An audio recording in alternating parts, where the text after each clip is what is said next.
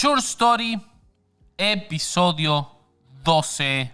John Nelson Darby. Un hombre que es conocido como el padre del dispensacionalismo. Una corriente teológica que ha formado a la iglesia del siglo XXI en gran manera y particularmente a la iglesia de América Latina. John Nelson Darby no fue cura como Lutero.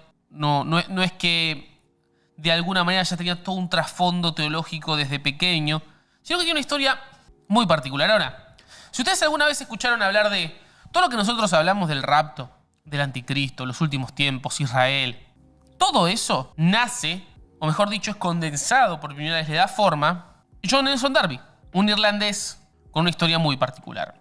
Yo solo les voy a decir una cosa. Después de este True Story, ustedes van a entender por qué Estados Unidos hace lo que hace en Medio Oriente. O sea, si ustedes quieren entender por qué Estados Unidos pelea con Irán, se alía con Israel, tienen que conocer a John Nelson Darby. Tienen que conocer al padre del dispensacionalismo, loco. Al primer tipo que miró la Biblia y dijo, esto es una línea de tiempo. Esta Biblia es una línea, esto es un timeline. Esto es un cronograma de eventos que tienen que suceder. Pero comencemos por, vale la redundancia del comienzo. En Westminster, en el año 1800, nace este muchacho. Nace Juan Nelson Darby en medio de una familia acomodada. Diríamos en Argentina una familia cheta, una familia de plata, ¿no? De recursos. Hijo de un almirante muy famoso. De hecho, si ustedes van a Londres, hay una columna gigante, como una especie de estatua con león. Bueno, el padre se llama el almirante Nelson. Busquen almirante Nelson y ese es el padre de Darby. Entonces, es el padre de John Nelson Darby. Es un tipo famoso en Inglaterra. Pero bueno, John Nelson es un muchacho inteligente. De pequeño ya muestra prestancia para la lectura y para el estudio. Va a una universidad, a la Trinity College en Dublín, y se recibe con una distinción. ¿Viste cómo te pueden dar el diploma? Te pueden dar el diploma y un premio. Bueno, le dan un premio que es la medalla de oro en clásicos. ¿Qué son los clásicos? Bueno, textos en latín, textos en griego. El tipo era un prodigio. Tan prodigioso que en poco tiempo se va a estudiar leyes y se vuelve abogado. Pero no abogado, viste, como de Better Call Saul, viste, no abogado como Saul Goodman, no abogado de voy a defender a este muchacho que no tiene defensa. No, el tipo llega a la corte de Irlanda. O sea, toda la historia de la infancia y la adultez joven de Darby lo termina posicionando como abogado en la corte de Irlanda. O sea, era verdaderamente un tipo especial. Ustedes vieron que hay chetos del bien y chetos del mal. Los chetos del bien, ¿cuáles son? Los que usan su plata para hacer cosas copadas. Tipo Elon Musk, así cohetes, ¿entendés? Bueno, Darby hizo con su plata algo copado, se terminó poniendo ahí. No se la deliró, no se la patinó, no es que no hizo nada. No, fue y terminó siendo abogado de la corte de Irlanda.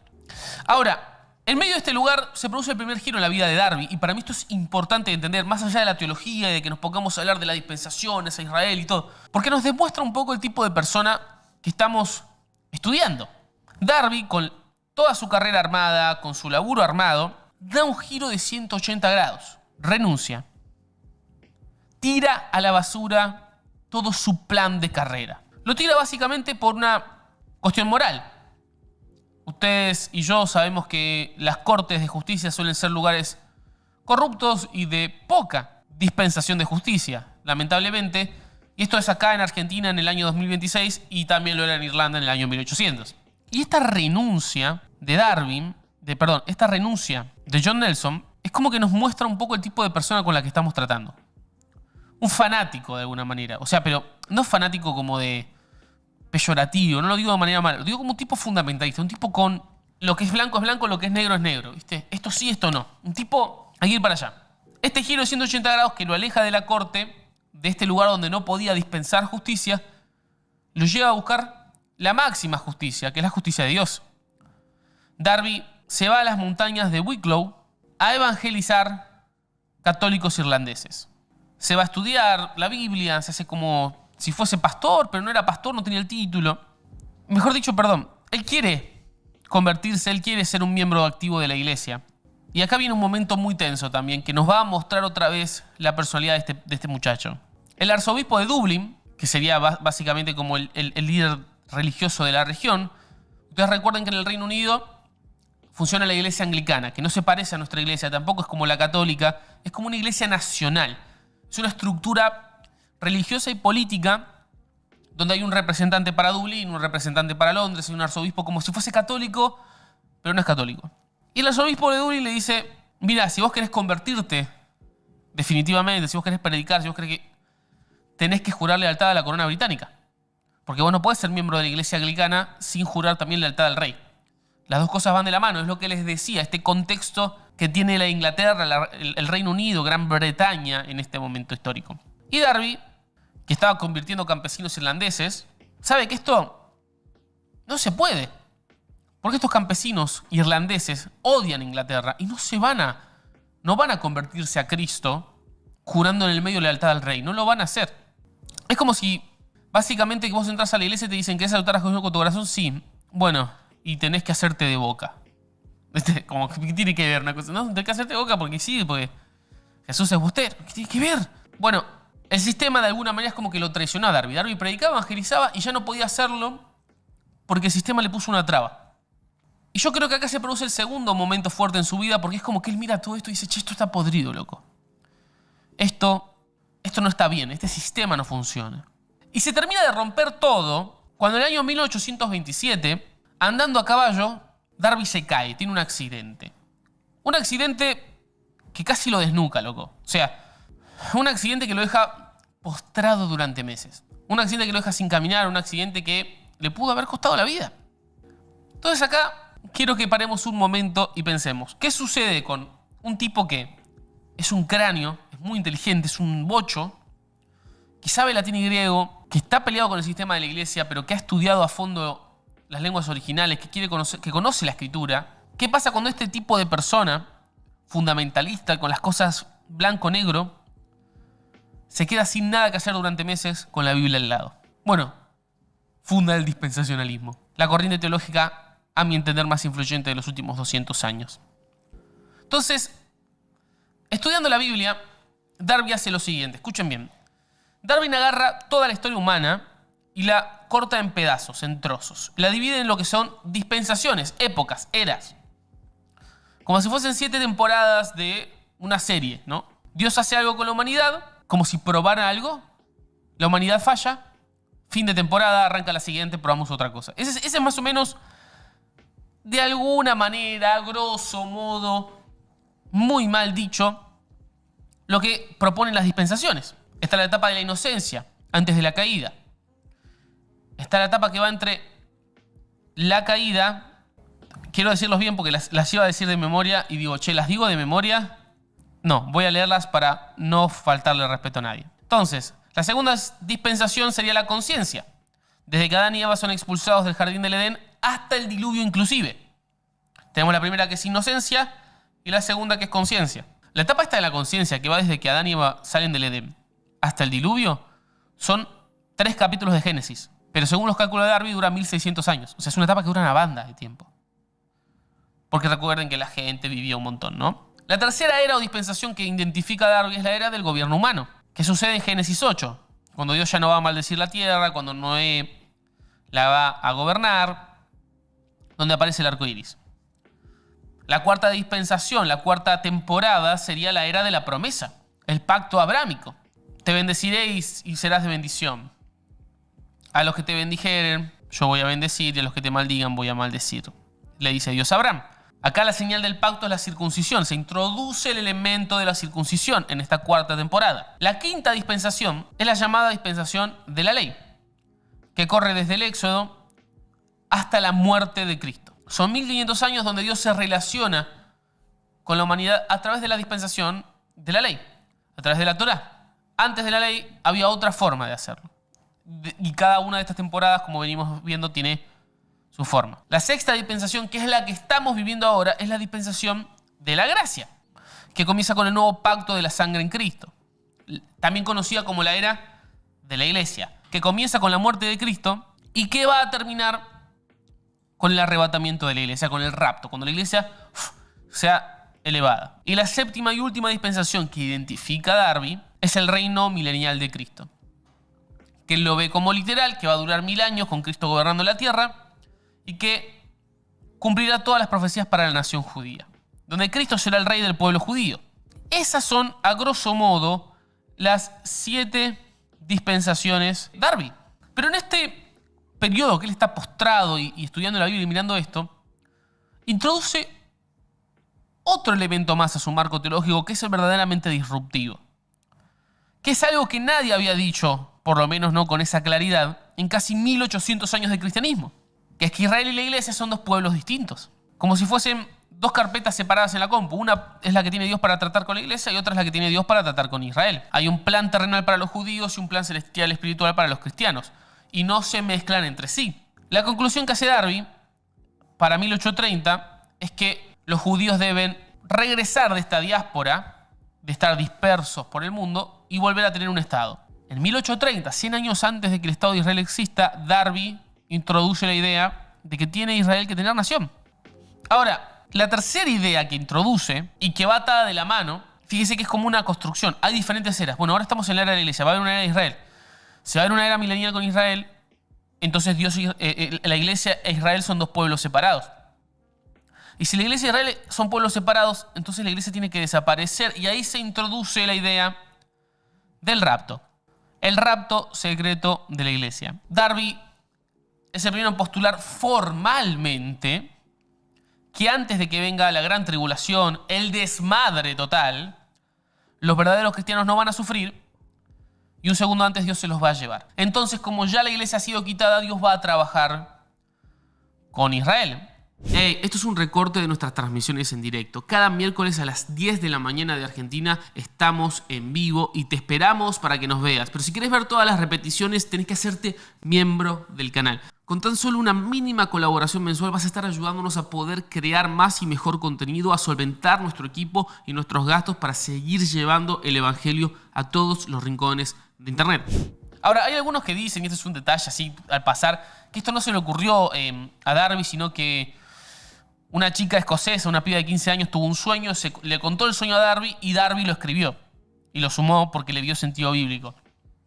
Si es verdad o no, yo no lo sé. La cosa es que Darby elabora esta doctrina que en honor a la verdad, no ha sido como 100% original de Darby. Es como que de alguna manera lo que él hizo fue unir, ¿sí?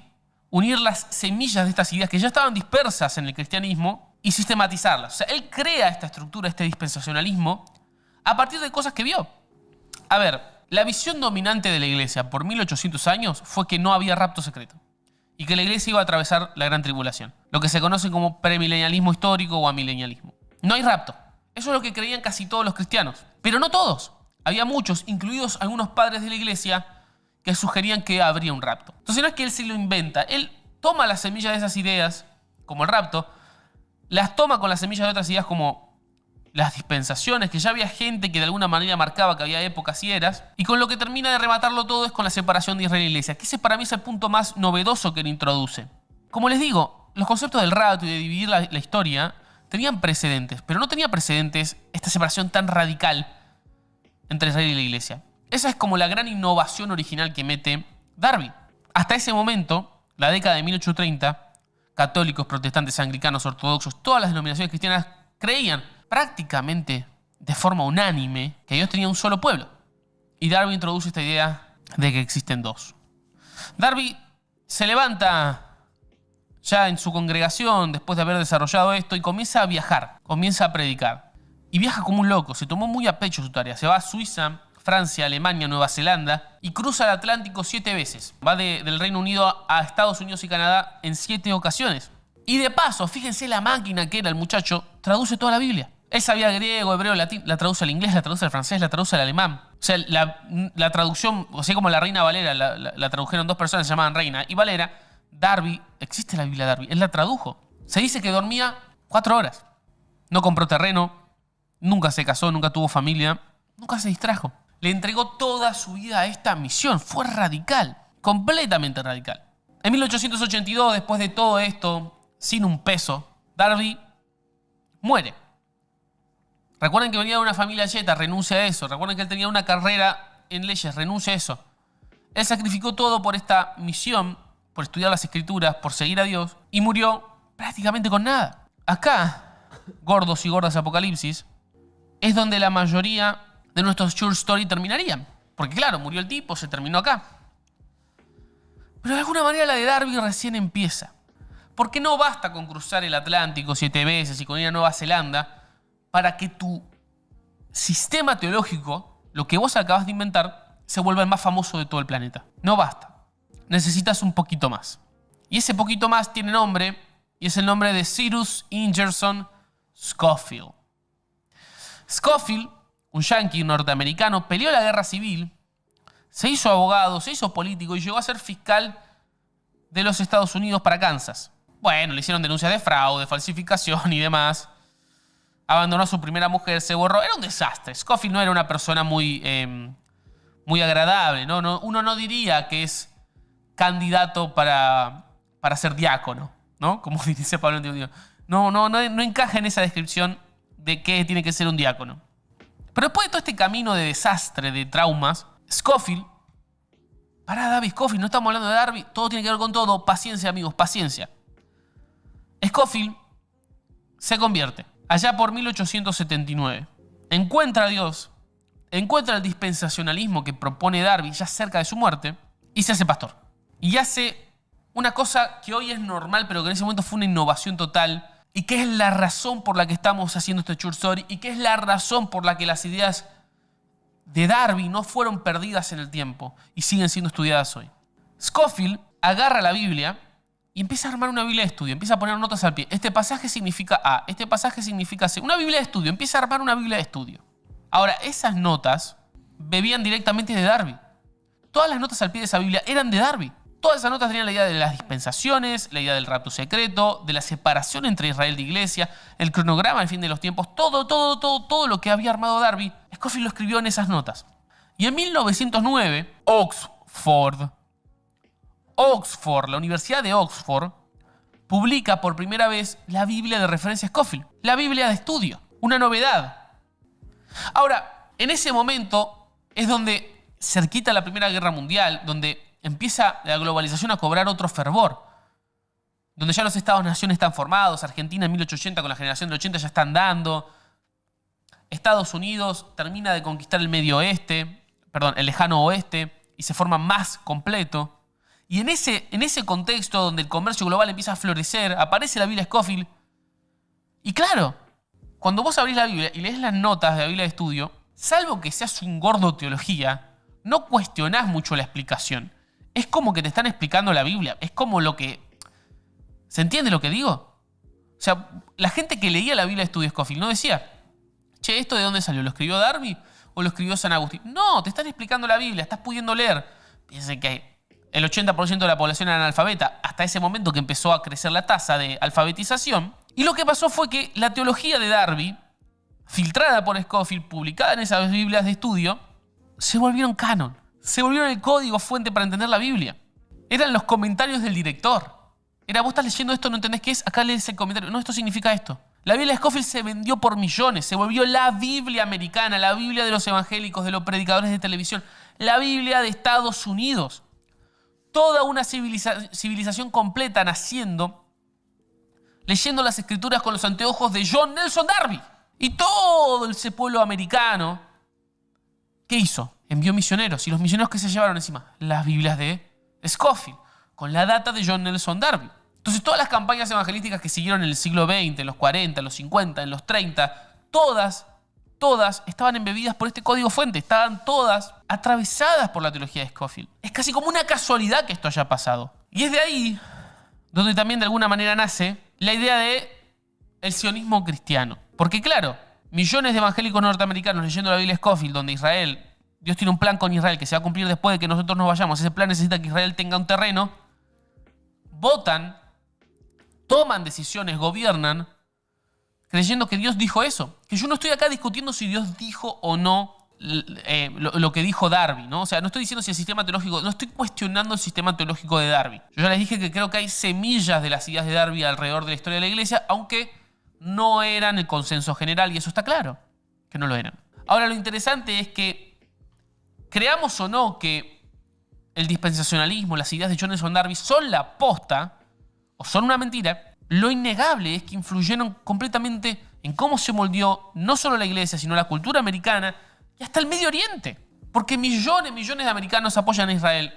No por una estrategia, porque sea nuestro aliado el Medio Oriente y el petróleo, sino porque Dios tiene un plan para Israel. Y que cuando esto se cumpla, Cristo regresa por su iglesia.